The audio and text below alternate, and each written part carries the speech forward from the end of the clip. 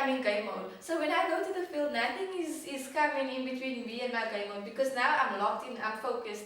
The only thing I'm thinking about is like, okay, I have to check teams to make sure I have everything when I go to the field. When it comes from the spectators, I don't hear it at all, like deaf ears all the time. Like I don't hear it, because it's a different thing if the players are shouting at me, because now I can deal with you. Where's my card? Say you don't talk to me like you want to. That type of thing. The coaches, I can deal with them on the field. But when it comes to spectators, there's nothing. Parents. Exactly, there's nothing I can do about it. So I don't let it bother me. I can't let something bother me that I can't control. I can't control them, but I can control the players and the coaches on the field.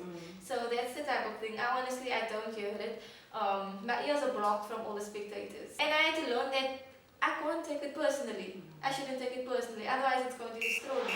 Beyond the Field with Siwaphiwe Mnyakaza-Mzansi. It's Beyond the Field podcast, and we are back this week. My name is Siwaphiwe Mnyakaza and I'm your host. Today we're getting to know Zita Smith. She is a referee under the South African Football Association in the Western Cape Province, and really she's someone who contributes positively to the DISCI, and I believe she's got a great future ahead. Thank you so much, Zita, for joining us for this one. Thank you for having me. Yeah, I'm so excited to have you. I met you when you were doing varsity tournament, and you were very commanding. And you were very beautiful, very interesting. We want to get to know you. How has the journey been like for varsity tournament? I had a very nice experience at the Varsity Cup with a lot of other national referees that has many experiences. They've been on the national panel for years, so I learned a lot. And where does your love for football start? My love for football started when I was very young. Both my parents very sporty. My mom used to be an athlete and my dad used to play soccer back in his days. Up until now, he still plays soccer. My younger brother, he used to play soccer for Ocean View Football Club, another local soccer club in my community. And the one time, his team was short of players, and my mom was like, okay Zita, you're going to change now, you're going to get dressed, you're going to play on the field and you have to kick the ball. And me being this 8-year-old little girl, not knowing like, okay, what's going on, I must kick the ball. I have one girl, just kick the ball. Hey. It doesn't matter what happens, just kick the ball. Exactly, and keep in mind, right, I'm the only girl there because everyone else is boys. Anyways, I started playing soccer, and then it became a every week type of thing, and it became like, okay, I have to go with my brother to training on a Tuesday and Thursday, I have to get done and whatever. So it became a habit and something that I love doing as a child. Primary school I used to play soccer, high school I used to play soccer, I used to play for Officiating club. I joined the club and I was playing there. I was captain for about 2 years, yeah. I really enjoyed what I was doing. And then along the lines while playing soccer, I injured myself, my knees specifically. And then I had to go for surgery, and it was told to me that you can't play soccer anymore. And for me, that was a very hard knock, because like, what do you mean I can't play soccer, doctor? Like, I've been playing since I was 8. I was very young when I started playing.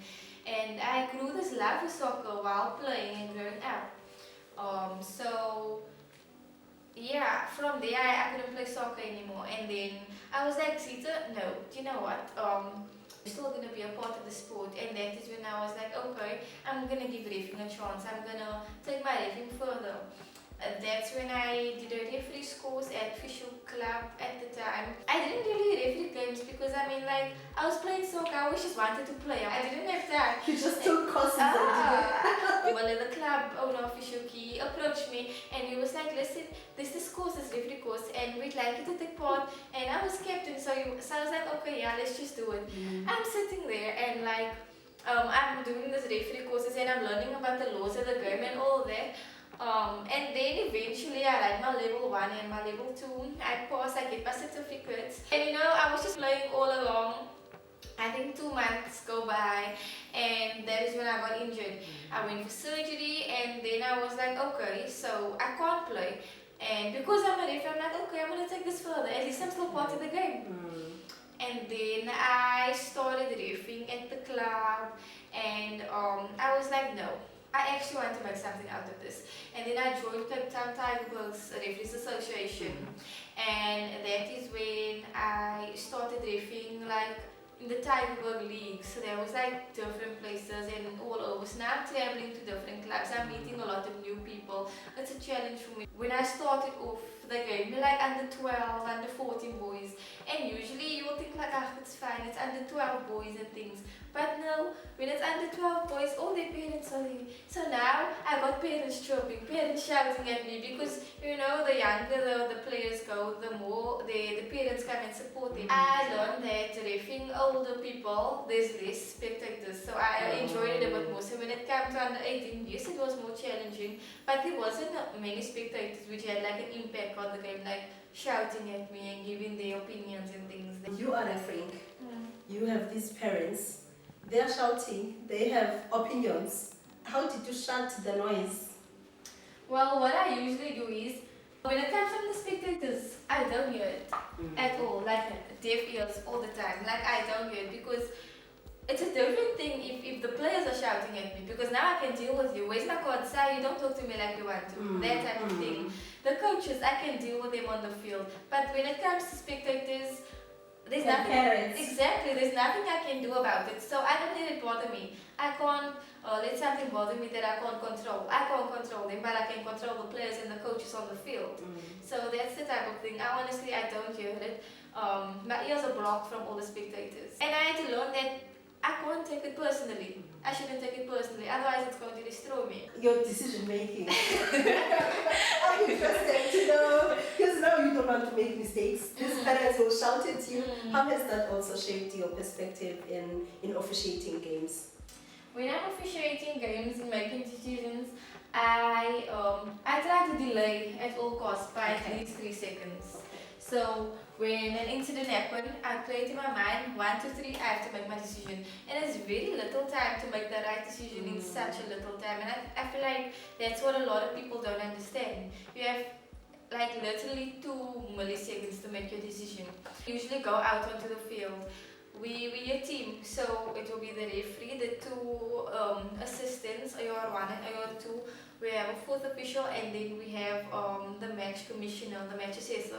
And the match assessor would like oversee the game and assess our performance to make sure that we're doing the right thing on the field, we're making the right decisions, our performance is tops.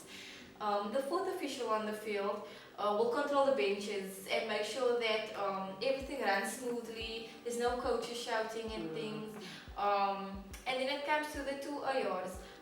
They will help the referee in the middle and they will make decisions on the line, right?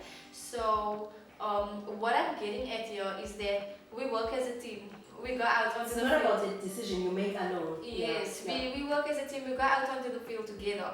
So when we are refereeing and officiating, we always make an eye contact with each other. We'll give little signals so that we go together. If the decision is wrong or right, at least we went together, we know what we're doing. To not make wrong decisions, we actually delay a lot so that we can come out to the correct decision. And the point that I'm trying to make here is that it's not just about me reffing, because I have a whole team with me, so we're making decisions together. If I make a mistake, and I go to my match commissioner after the game, my assessor, he's going to scold at all of us because we're a team. So we're supposed to make this decision together. I like what you're saying about decision making, because sometimes you can get things wrong, you can get things right. But I'm interested, when you do make a bad call, a bad decision, like how do you pick up the pieces and just make sure that it doesn't affect the next game? I feel like it all boils down to the fact that my decision is the final decision.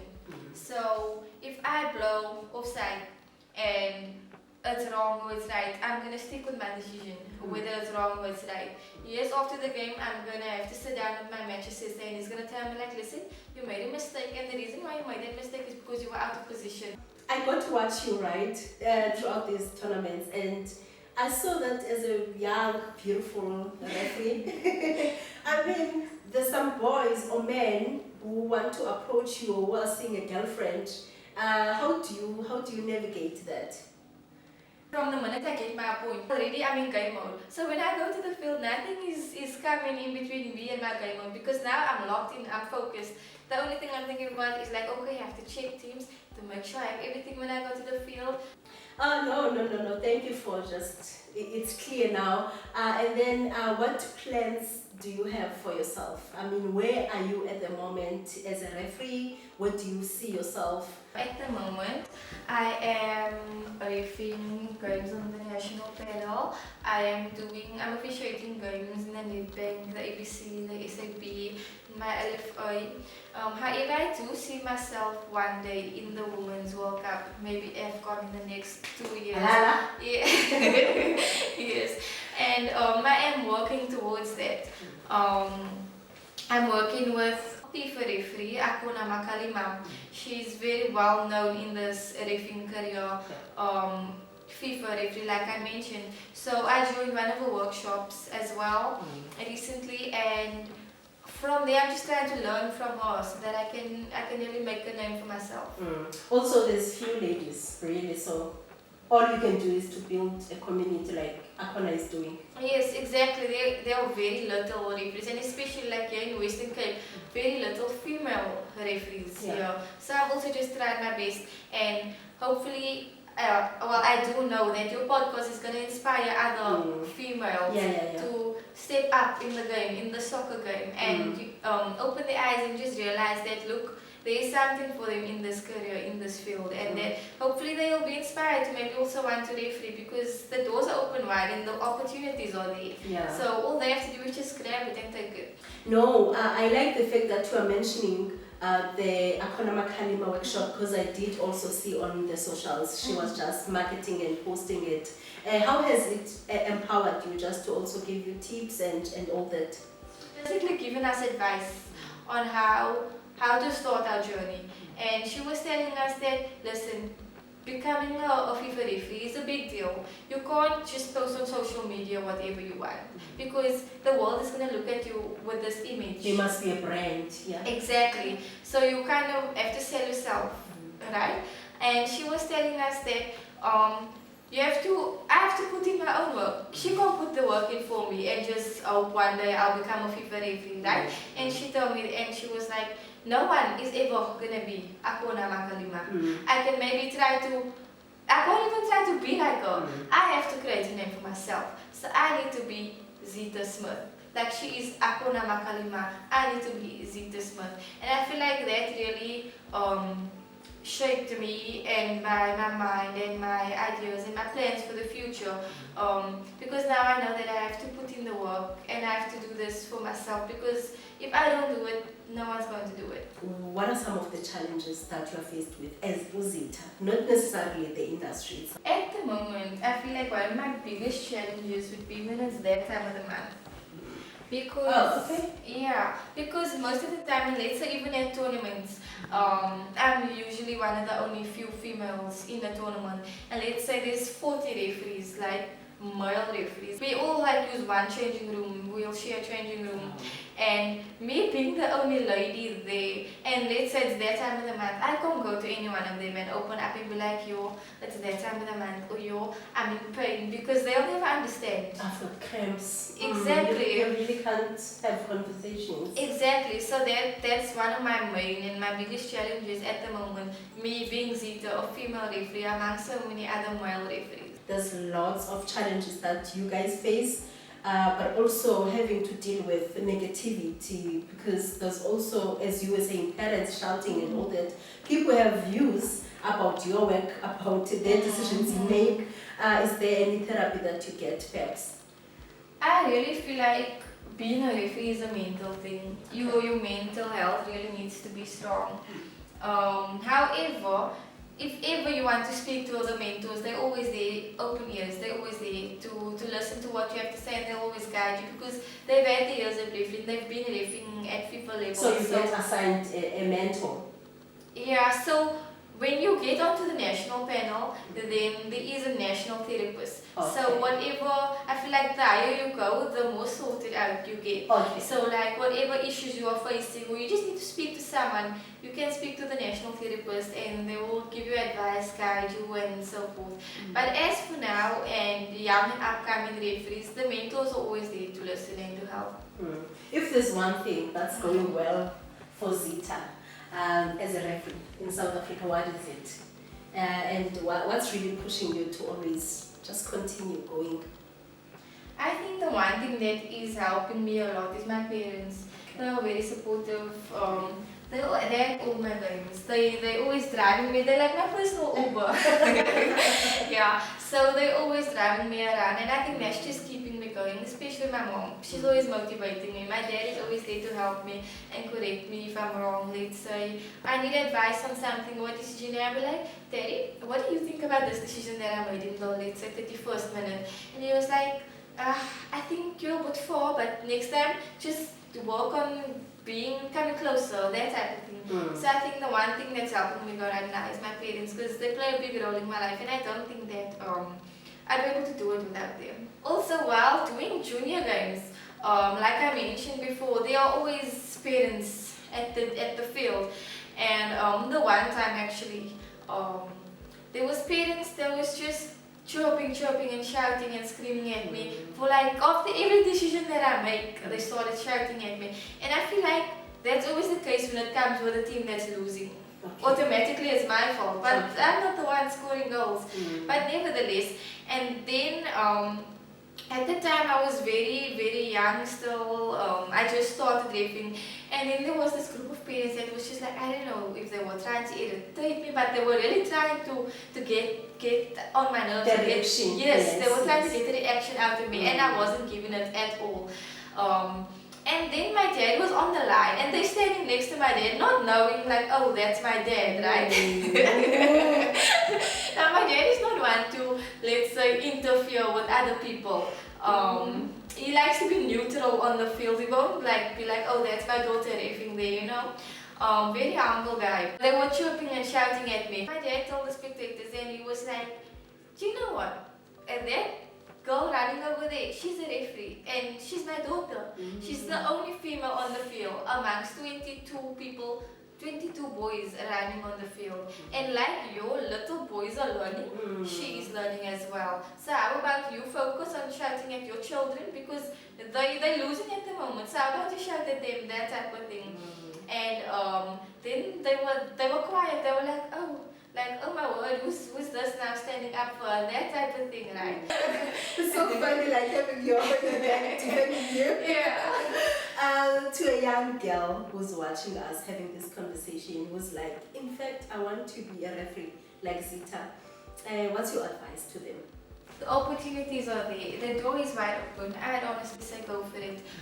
If ever that there is someone that contact you, or even if you do message me on my socials or whatever, I'll be there to help. I'd say if you were female and you wanting to start a reffing career, go for it. No, I really like what you just said, and I believe someone young who wants to be a referee will take those words and implement them.